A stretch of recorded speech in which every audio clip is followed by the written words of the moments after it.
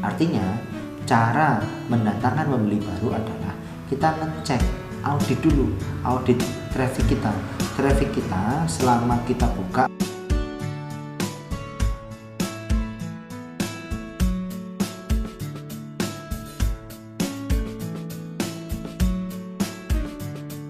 Bismillahirrahmanirrahim. Assalamualaikum warahmatullahi wabarakatuh. Alhamdulillahirrahmanirrahim. Wassalatu wassalamu ala asrafil anbiya'i wal mursalin wa ala alihi wa ashabihi ajma'in, amma ba'du. Sahabat-sahabat, teman-teman sejawat apoteker yang saya hormati, hari ini kita akan mentoring tentang bagaimana cara mendatangkan pembeli baru. Bagaimana cara mendatangkan pembeli baru? Sebelumnya kita sudah punya data belum? Berapa jumlah pembeli harian? Saya pernah ditanya waktu awal-awal membina teman-teman untuk memperbaiki proses bisnis apoteknya. Sahabat kami ini daerah Jawa Timur, dia nanya, Pak Arif, kenapa saya harus ngecek orang-orang yang datang ke apotek kami jumlahnya berapa? Teman kami yang ada di Bandung juga bertanya, sebenarnya data itu ada sih Kang di laptop, kalau kita mengekstrak jumlah transaksinya bisa. Pertanyaan saya adalah, teman-teman tidak menghitung itu karena apa? Karena tidak tahu urgensinya, atau teman-teman menganggap jumlah kedatangan itu sebagai sebuah variabel yang tidak perlu diperhatikan? Saya tidak berharap menjadikan dua hal tersebut sebagai alasan bagi teman-teman untuk tidak menghitung jumlah kunjungan. Kalau nanti kita belajar soal geometrical marketing, satu parameter yang harus kita perhatikan adalah tentang kunjungan. Karena dengan kita kunjungan, kita tahu sebenarnya traffic kita bekerja atau tidak. Pada saat kita belajar AIDA, Attention, Interest, Desire, Action, salah satu sistem funneling, kalau kita ketemu 100 orang, berarti seharusnya, atau ketika kita punya traffic di depan apotek kita itu 14.000, 140.000 orang per hari yang lalu lalang di depan apotek kita, maka seharusnya ada sekitar 140 orang yang hadir di apotek kita. Nilai segitu sudah ada atau belum? Kalau belum, berarti apotek itu nggak kelihatan, kira-kira gitu. Artinya, cara mendatangkan pembeli baru adalah kita ngecek, audit dulu, audit traffic kita. Traffic kita selama kita buka 14 jam misalnya berapa? Ternyata ada 140.000 pasien yang datang pada kita. Itu adalah traffic yang di depan, yang seharusnya memberikan attention.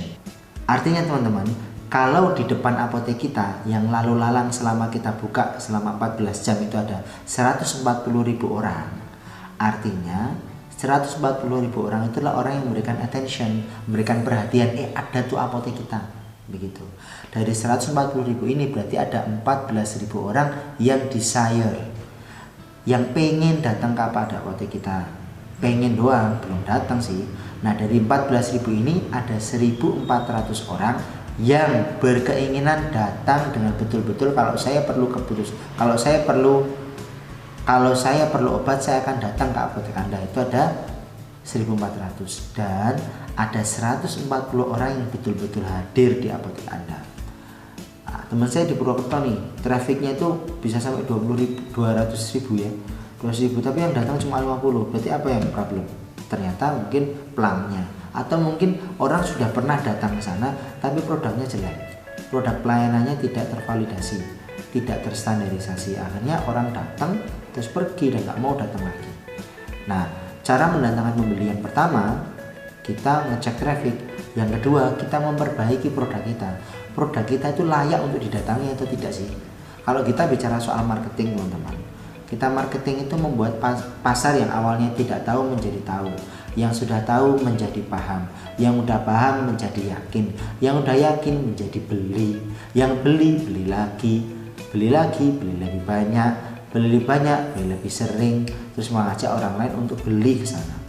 Sesederhana itu. Tapi produk kita itu sebenarnya layak buat dibeli atau tidak sih?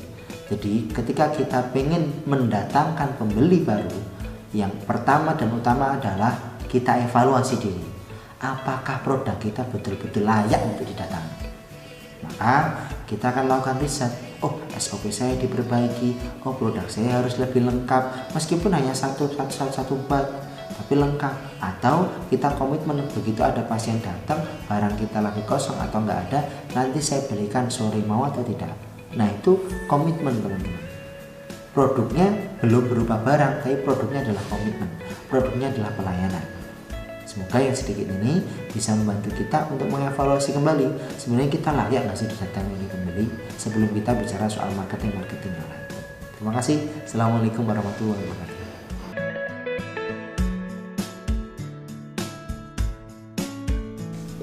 Jangan lupa subscribe, like, comment, dan share. Jangan lupa tombol loncengnya agar bisa ikut video selanjutnya. Wassalamualaikum warahmatullahi wabarakatuh.